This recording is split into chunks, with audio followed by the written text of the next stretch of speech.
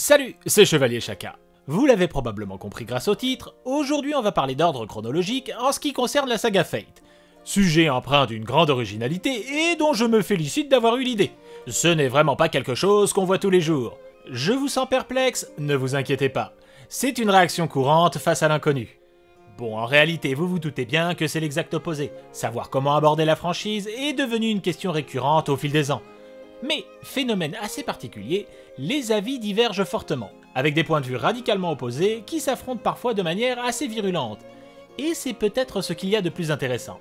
Donc si vous voulez savoir comment commencer Fate, vous n'êtes pas vraiment au bon endroit. Même si je vais rapidement présenter l'ordre que je considère le plus cohérent, ce n'est pas vraiment ce que je cherche à mettre en avant. Et je ne me sens pas assez connaisseur de la bête pour affirmer posséder la vérité. À cet égard donc, je vous conseille plutôt de vous tourner vers le travail de gens beaucoup plus aguerris et capables de vous expliquer le Nasuverse, appellation nommant l'ensemble des travaux de l'auteur de Fate, Kinoko Nasu, de manière plus complète. Univers dont je ne saisis encore moi-même que les prémices. D'abord, nous allons revenir aux origines de ce qui a créé cette situation presque ubuesque, le visual novel. Au début, Fate Stay Night, c'est un jeu, sorti en 2004 au Japon. Et pas n'importe lequel, puisqu'il s'agit d'un eroge, c'est-à-dire un jeu érotique. D'emblée, vous vous doutez bien que j'ai une certaine sympathie à son égard. Pas fondamentalement pour son aspect pornographique, qui est pour le genre assez médiocre et semble là avant tout pour répondre à un cahier des charges, mais pour le principe qu'une franchise pesant désormais plusieurs milliards de dollars soit à l'origine un simple jeu textuel avec quelques illustrations un peu coquines. Ce qui en fait le parfait représentant de cette idée que je ne cesserai jamais de défendre, le hentai est une composante importante du médium otaku. Mais on en a déjà parlé. Ce qui importe ici, c'est qu'il s'agit d'un visual novel. Sorte de livre interactif dont les choix du joueur ou lecteur influent sur le déroulement de l'aventure. Mais dans le cas de Fate Stay Night, ces choix ne modifieront pas le déroulement en profondeur. Ils décideront avant tout si oui ou non vous allez débloquer la route suivante. Et par route, il faut comprendre scénario alternatif. Vous revivrez la même trame, mais avec des développements et des finalités bien différentes. Et c'est une spécificité de Fate Stay Night si on le compare aux autres jeux du genre. Habituellement, vos choix cherchent à influencer le déroulement afin de centrer l'histoire sur la fille sur laquelle vous avez jeté votre dévolu, s'il s'agit d'un jeu de drague, modifiant donc la narration au fur et à mesure. Même encore, si l'on compare avec un autre visual novel populaire, adapté en anime, Steins Gate, c'est très différent, puisque dans ce dernier, vos choix décident avant tout si vous allez précipiter la fin du jeu ou non. Pas dans Fate Stay Night, puisque le jeu est bâti pour que vous fassiez les routes dans un ordre précis, et ce jusqu'au bout. C'est plus la narration qui est construite en conséquence, prenant en compte le fait que vous connaissez certains éléments qui vous ont été exposés dans les routes précédentes, même si les répercussions peuvent avoir un tout autre développement. Il y a aussi le fait de ne pas revenir en détail sur le passé d'un personnage, mais cela peut prendre des formes plus complexes, s'appuyant fortement sur les possibilités qu'offre un visual novel en termes de narration. Ce n'est donc pas le jeu qui vous offrira forcément l'expérience la plus interactive, ou les choix les plus cornéliens, mais il offrira une rejouabilité des plus sophistiquées en termes d'écriture. L'ordre de ces routes est donc immuable, puisqu'obligatoire, et il s'agit du suivant, la route Fate, la route Unlimited Blade Works, et la route Evansfield. Et plus tard, soit en 2006, sortira un préquel sous forme de light novel, Fate Zero. Et comme dit dans l'énoncé, il a été pensé pour être lu après avoir fait le jeu d'origine. Un préquel quoi. Donc si l'on met de côté les spin-offs et autres univers alternatifs qui se sont greffés au fil des ans autour de la franchise, Fate ce n'est finalement pas si compliqué. Pourtant, vous le savez probablement, nous sommes loin d'être dans cette situation. Mais pourquoi quelque chose en apparence aussi simple que l'ordre de Fate est devenu une guerre du Saint Graal à part entière? Pour comprendre cela, je pense qu'il est temps de se tourner vers l'adaptation. Parce qu'une grande part du problème prend racine dans la version animée, et principalement en Occident. Il faut être honnête, le genre visual novel est une niche dans le médium jeu vidéo, niche arrivée assez récemment sur notre continent. Donc pour Fate, la seule manière de faire le jeu encore aujourd'hui est de maîtriser le japonais ou la langue de Shakespeare. Et c'est une fantrad. Privé donc de sortie officielle, on ne peut pas reprocher aux fans français d'être allés directement vers l'anime sans passer par la case VN. Mais au début tout était simple, avec l'adaptation de la première route par le studio Dean en 2006, puis 4 ans plus tard, l'adaptation de la route Unlimited Blade Works en film. Bon, le choix de faire toute une route en un long métrage était voué à l'échec, mais passons. C'est en 2011 que les choses se gâtent avec un changement de studio qui changera l'histoire de la série à tout jamais, Ufotable. Celui-ci reprend les rênes et adapte Fate Zero, propulsant alors la franchise à un tout autre niveau, faisant définitivement exploser la popularité de la série. Mais c'est aussi là que les choses vont se complexifier. Pourquoi ce préquel plutôt que les routes manquantes? Nous émettrons nos hypothèses un peu plus tard. En 2014, le studio remet le couvert en réadaptant la seconde route Unlimited Blade Works. Ce qui n'est pas un choix absurde vu que la version de Dean n'avait pas pu correctement tout couvrir. Et depuis 2017, c'est la troisième et dernière route, Evansville, qui est à l'honneur grâce à une trilogie de films qui devrait mettre un point final à l'adaptation du visual novel en anime. Normalement. Forcément, cet ordre d'adaptation un peu chaotique et par-dessus ça des spin-offs pas toujours très clairs à situer dans la chronologie n'a pas aidé le spectateur francophone à se retrouver dans l'ordre de visionnage. Pourtant, nous venons de le voir juste avant. Si l'on s'en tient à l'ordre de sortie, ce n'est finalement pas si compliqué à décrypter. Et vu que la trilogie du Ufotable arrive à terme, l'ordre semble facile à deviner. Fate 2006, Unlimited Blade Works de Ufotable, Evansville, et enfin le préquel Fate Zero. Et l'on s'attend à ce que tous ceux qui en parlent sur internet soient arrivés à ce consensus. Pourtant, pas du tout. Une grande partie du public est divisée et cherche à imposer une vision qu'ils considèrent plus logique que l'ordre original. Dans cette guerre de clochers, il y a deux affirmations qui sont répétées comme des mantras, alors qu'elles me semblent assez étranges, et nous allons chercher à comprendre pourquoi. La première idée très répandue est qu'il faut se passer de Fate 2006, ou d'une manière plus générale, tout le travail de Dean autour de Fate Stay Night.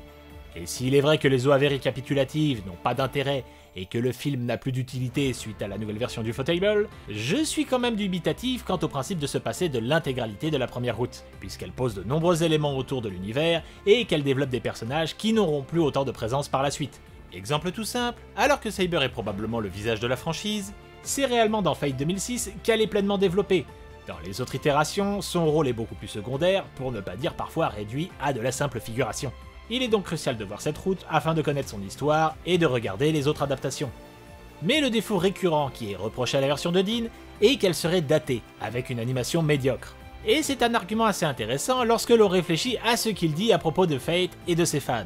Alors que nous avions à l'origine un jeu purement textuel et dont forcément les combats étaient laissés à l'imaginaire, l'adaptation de Ufotable en a fait une sorte de démo technique tellement impressionnante qu'elle a complètement transformé l'image que l'on se fait de l'œuvre. On ne regarde pas Fate Stay Night pour son histoire aux trois routes entremêlées, ou ses personnages au développement complexe, mais pour y voir des affrontements clinquants. Point sur lequel l'adaptation de 2006 a effectivement un peu vieilli, mais sans démériter non plus. Car en dehors de quelques séquences un peu faites à l'économie, ou d'un dragon en 3D qui sera resté gravé dans les mémoires, la série de Dean est tout à fait honorable encore aujourd'hui, et ne dénote en rien si on la compare avec des productions standards de l'époque. Quant à l'écriture, même si certains lui reprochent d'avoir mélangé des éléments des autres routes, eh bien, on parle ici de fidélité au visual novel, dans un contexte où il n'était sans doute pas envisagé d'adapter tous les scénarios du jeu, et qu'à l'époque Fate n'était pas le phénomène qu'il est aujourd'hui. D'autant que notre problématique de base est de savoir s'il s'agit d'une bonne porte d'entrée lorsqu'on se focalise sur le support anime. Reprocher des incohérences par rapport au visual novel ou à des adaptations qui n'existaient même pas alors, c'est déjà avoir des considérations de fans avec un minimum de connaissances, et donc c'est répondre à une toute autre question. Aussi, s'arrêter à son animation moins flatteuse pour les yeux me semble le plus mauvais argument du monde, et sous-entendrait que le spectateur n'est là que pour la forme et se désintéresse pleinement du fond.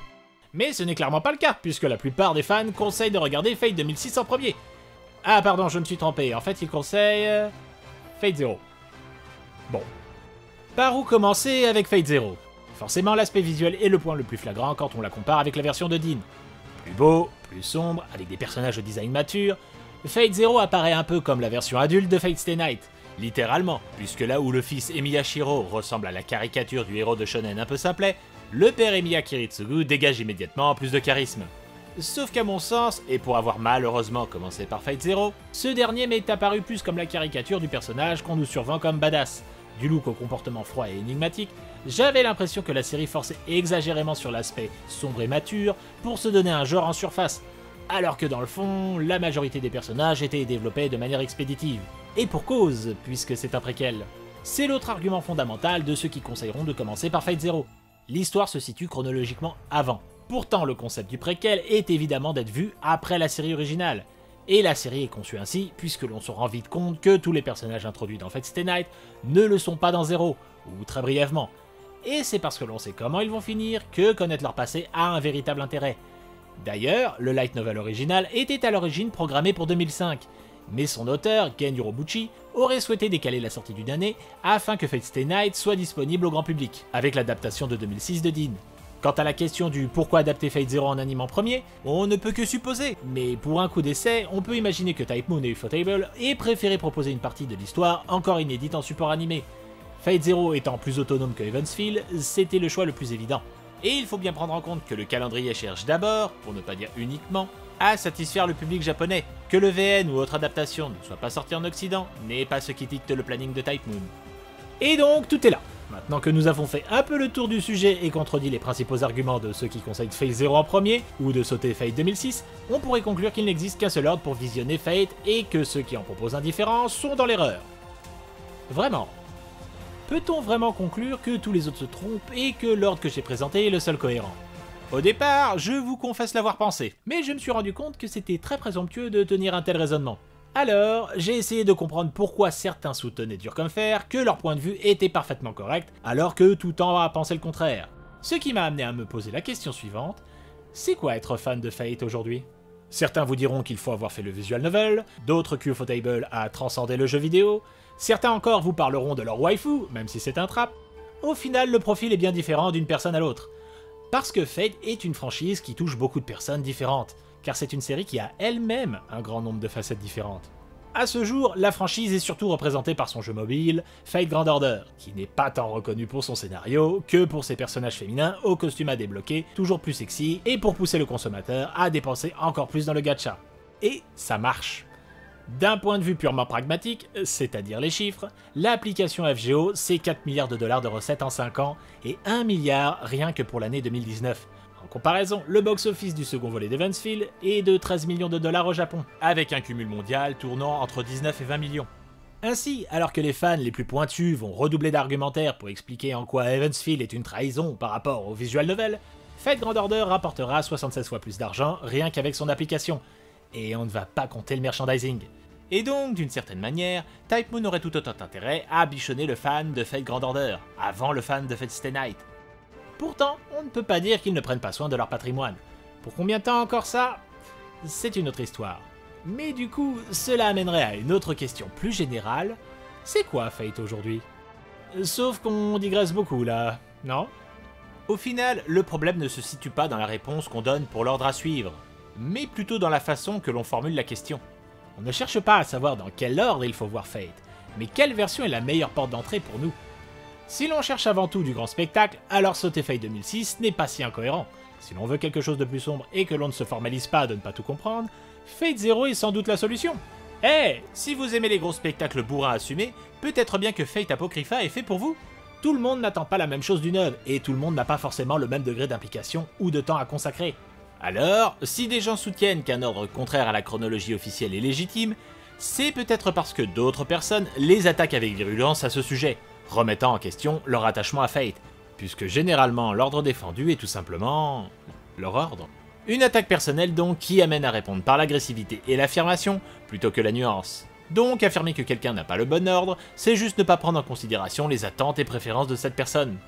Ce n'est pas bien lui vendre Fate. Or, comme dit l'adage, dites-moi ce que vous regardez, je vous dirai quel Fate vous êtes. Si, on dit ça.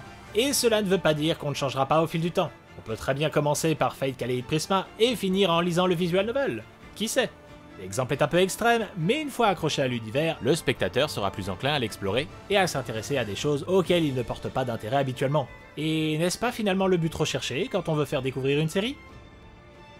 Et vous, c'était quoi votre ordre de visionnage de Fate? Merci d'être passé me voir, et à une prochaine!